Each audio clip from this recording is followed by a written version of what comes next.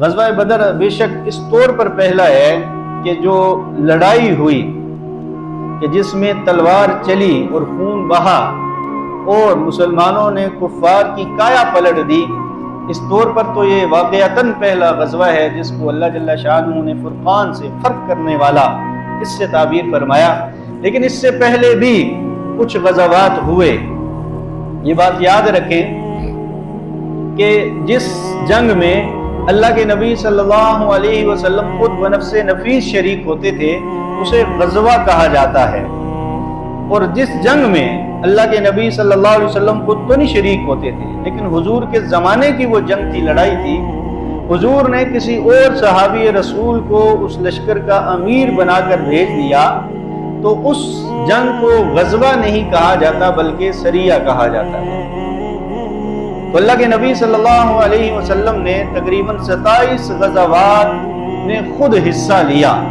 ایسی جنگیں لڑی جس میں خود نبی کریم صلی اللہ علیہ وسلم نے تلوار لے کر میدان میں جہاد میں حصہ لیا، اور بعض نے 40 لکھا، بعض نے 56 لکھا، مختلف تعدادیں لکھی ہیں۔ یہ جو تعداد ہے 40 تھی یا 56 تھی، جتنی بھی تھی، یہ وہ جنگیں تھی جن میں اللہ کے نبی صلی اللہ علیہ وسلم نے صحابہ کرام کو امیر بنا کر اور لشکر کو جہاد کے لیے روانہ کیا۔ قربان جائیں حضور کی جنگ کے اوپر بھی، قربان جائیں حضور کے غزوے کے اوپر بھی، غزوات کے اوپر بھی، قربان جائیں حضور کے جہاد کے اوپر بھی، کہ حضور نے 27 غزوات میں خود حصہ لیا، لیکن اس کے باوجود صرف اور صرف 270 کے قریب صحابہ کرام شہید ہوئے، اس سے زیادہ صحابہ کرام شہید نہیں۔ کیا زبردست حکمت عملی تھی اللہ کے نبی صلی اللہ علیہ وسلم کی، کیا زبردست صحابہ کرام کا ایمان ہوتا تھا، ایمانی جرأت ہوتی تھی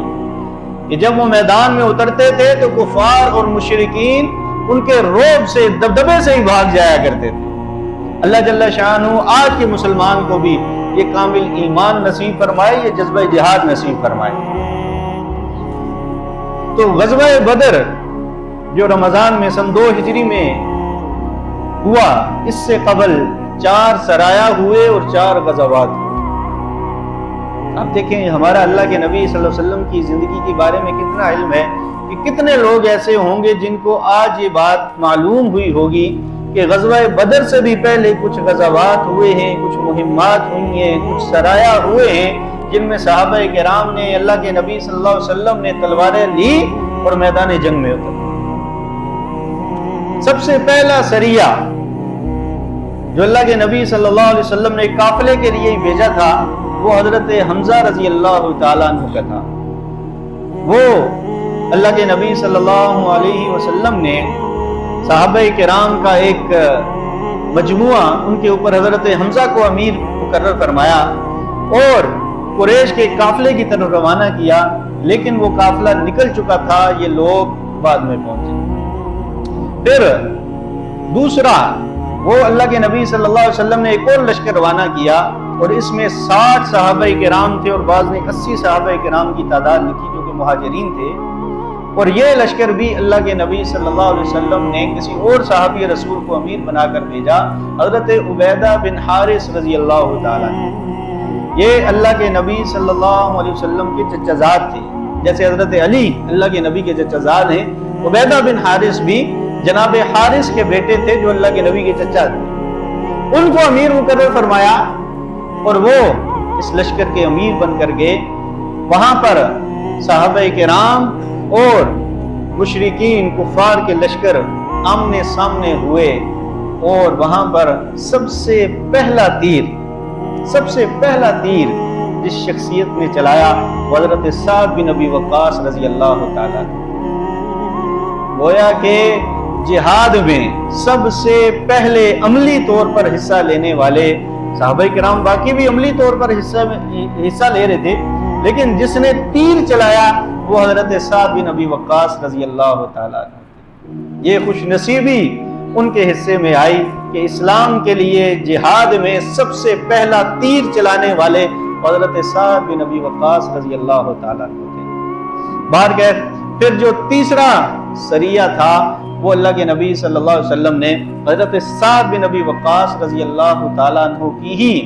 امیری میں، ان کی عمارت میں بھیجا تھا۔ یہ تینوں سرایا جو ہوئے، ان میں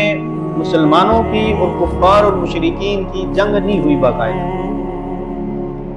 مطلب کوئی کسی قسم کا کوئی نقصان یا مسلمانوں کو کوئی فائدہ کسی قسم کا کچھ نہیں ہوا۔ جو چوتھا سریہ تھا وہ بڑا اہم تھا۔ اللہ کے نبی صلی اللہ علیہ وسلم نے حضرت عبداللہ بن جہش رضی اللہ تعالیٰ عنہ کو امیر مقرر فرمایا اور صحابہ کرام کو ان کے ساتھ بھیجا۔ یہ لشکر اور کفار اور مشرکین کا وہ جو قافلہ تھا یہ آمنے سامنے ہوئے، اور مسلمانوں نے جب تیر اندازی کی تو کفار اور مشرکین ان میں سے ایک شخص ہلاک ہوا۔ گویا کہ یہ سب سے پہلا قتل تھا جو مسلمانوں کی طرف سے کیا گیا جہاد کے اندر کفار اور مشرکین کو نقصان پہنچایا گیا جانے۔